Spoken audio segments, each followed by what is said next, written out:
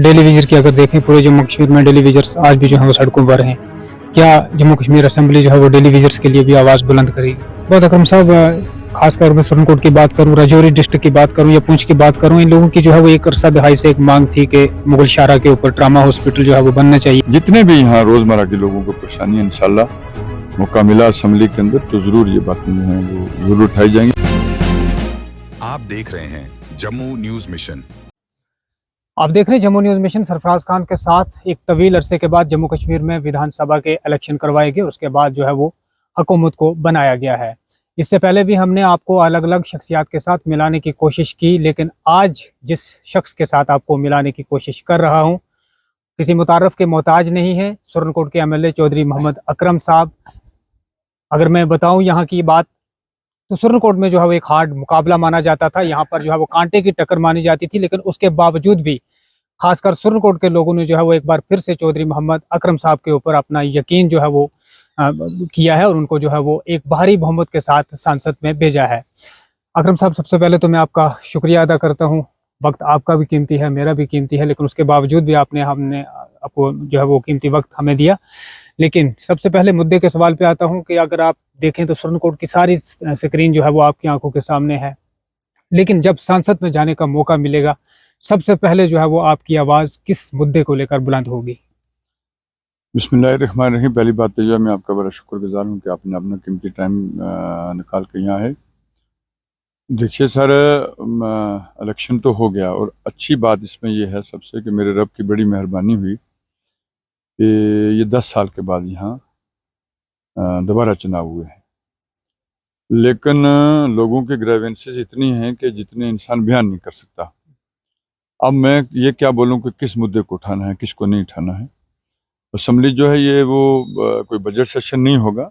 जैसे एक ये स्पीकर साहब जो हैं वो बनाने हैं और गवर्नर साहब का एड्रेस है, मेरे ख्याल में 1-2 दिन में ख़त्म होगी। तो अगर कहीं इसका टाइम लंबा हुआ तो फिर इंशाल्लाह यहाँ के जितने भी मसाइल हैं, ख़ासकर जैसे रोड्स हैं, हेल्थ सेक्टर है, एजुकेशन सेक्टर है, पीएचई की स्कीमों की बुरी हालत है, जितने भी यहाँ रोज़मर्रा के लोगों को परेशानी है, इंशाल्लाह मौका मिला असेंबली के अंदर तो ज़रूर ये बातें जो हैं वो ज़रूर उठाई जाएंगी। लेकिन जितने दिनों से मैं लोगों से क्योंकि मैं ये इधर उधर जाता नहीं, मैं लोगों में रहता हूँ इंशाल्लाह, तो इतने ग्राइवेंसेस हैं कि इतने लोगों के मसाइल हैं कि मैं बयान नहीं कर सकता। यहाँ जो चीज़ें हाईलाइट करने की सबसे ज़्यादा ज़रूरत है वो जो हमारे बच्चे यहाँ पढ़े लिखे हैं और अनएम्प्लॉयड हैं, उनके बारे में सबसे ज़्यादा उसको सरकार को हम अपनी सजेशन भी देंगे और बताएंगे कि उस सेक्टर में इन बच्चों के लिए जो है वो कुछ ना कुछ काम निकल सकता है। यहाँ इसका टूरिज़्म का भी बहुत ज़्यादा पोटेंशियल है, तो उसके बारे में बात करेंगे। बाकी जो जैसे मैंने बताया जितने भी लोगों के इंशाल्लाह मसाइल होंगे तो असेंबली के अंदर उठाने की कोशिश करेंगे। उसके बाद अकरम साहब, खासकर मैं सुरनकोट की बात करूं, राजौरी डिस्ट्रिक्ट की बात करूं या पुंछ की बात करूं, इन लोगों की जो है वो एक अरसा दहाई से एक मांग थी कि मुगल शारा के ऊपर ट्रामा हॉस्पिटल जो है वो बनना चाहिए, क्योंकि आए दिन यहाँ पर जो है वो हज़ारों गाड़ियाँ दौड़ती हैं, लेकिन उनमें से कई गाड़ियाँ जो है वो हादसे का शिकार होती हैं, जिसके कारण जो है वो लंबे अरसे से लोगों की मांग थी कि ट्रामा हॉस्पिटल को लेकर, लेकिन यही बात कहकर जो है वो टाल दिया जाता था कि जम्मू कश्मीर में हुकूमत नहीं है। देखो, मैं उसके बारे में ये मुझे थोड़ी बहुत नॉलेज थी। अब हम उसके लिए लैंड भी पहले चाहिए ना, वो कहाँ बनाना है, उसकी लोकेशन भी मालूम करनी है। इसके बारे में इंशाल्लाह डिपार्टमेंट से ऑनरेबल मंत्री साहब से जो हमारे अच्छी जो हमारी मिनिस्टर हैं इस महकमे की, बड़ी ही सीजनड और नहायत ही अच्छे आदमी अच्छी हैं वो, तो बताएंगे उनको इंशाल्लाह। फिर आस्ता आस्ता ही होगा। ये नहीं है कि ये यानी लोगों की इतनी तवक्कात है, वो कहते हैं कि अब मेरा मामला आज ही हल होना चाहिए, लेकिन इंशाल्लाह टाइम लगेगा। मैं आपके वसाते से लोगों को ये यानी कि अपील करना चाहता हूँ कि आप थोड़ा सा सब्र रखें और इंशाल्लाह ये सरकार हमारी जो है ये 5 साल पूरे चलेगी, लेकिन आस्ता आस्ता सब चीज़ें होंगी। अब उसके बाद डेली विजिट की अगर देखें पूरे जम्मू कश्मीर में डेली विजिट्स आज भी जो है वो सड़कों पर हैं।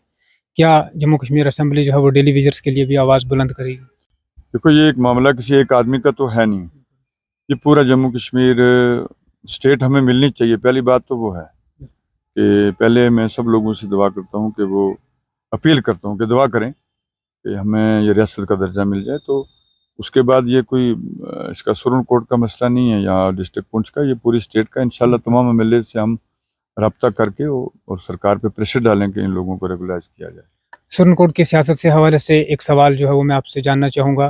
चौधरी मोहम्मद अकरम से लेकर आज तक जो है वो लगातार आपके घर की ये जो चश्मो चिराग हैं वो दर्जे बदर्जे जो है वो आते रहे सियासत में, लेकिन इससे पहले जो है वो कहा जाता था कि नहीं पार्टी बेस के ऊपर जो है वो वोट जाता है, लेकिन इस बार जो है वो अकरम साहब इंडिपेंडेंट के तौर पर जो है वो यहाँ से इलेक्शन जीत कर जो है वो असेंबली में पहुँचे।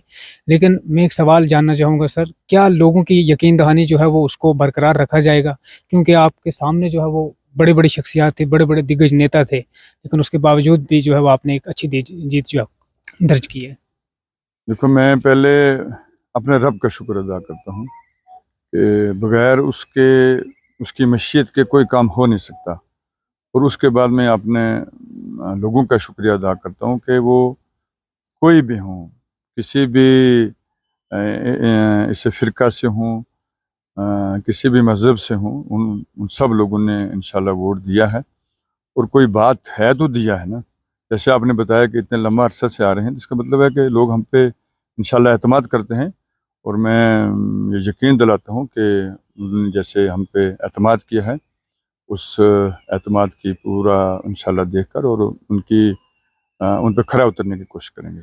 आपके दादा मोहतरम से लेकर चौधरी मोहम्मद असलम तक, उसके बाद अगर देखा जाए तो आपने भी जो है वो 5 साल कांग्रेस को दिए हैं, एक लंबा अरसा जो है वो आपने कांग्रेस को दिया। लेकिन ये तो मैं आपसे नहीं जानना चाहूँगा कि कांग्रेस क्यों छोड़ी आपने, क्योंकि कुछ तो मजबूरियाँ रही होंगी, वरना यूँ कोई बेवफा नहीं होता। लेकिन अब जो है वो क्या रवैया है कि किस पार्टी के साथ जो है वो जाने का जो है वो आपका इरादा है? क्योंकि अभी तक तो आपने नेशनल कॉन्फ्रेंस को सिर्फ बाहर से सपोर्ट किया है। देखो, मैं तो नेशनल कॉन्फ्रेंस में ही था और हूँ भी इंशाल्लाह।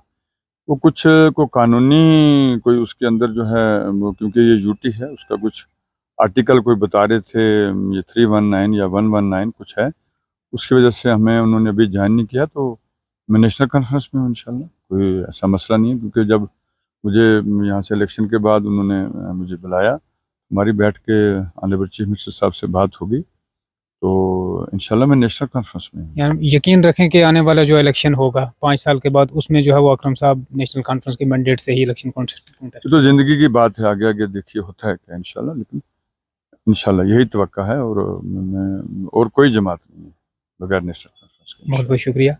तो खसूसी बातचीत जो है वो आपने चौधरी मोहम्मद अकरम साहब से सुनी है, क्योंकि मुझे यकीन है और इससे पहले भी हम यकीन करते आए हैं कि चौधरी मोहम्मद अकरम साहब से जो है जब भी सवाल पूछे जाते हैं तो बड़े ईमानदारी और दयानतदारी के साथ जवाब जो है वो तलब होते हैं। और इसी तरह की मज़ीद अपडेट के साथ जुड़ रहे हैं हमारे साथ सरफराज खान जम्मू न्यूज़ मिशन के लिए।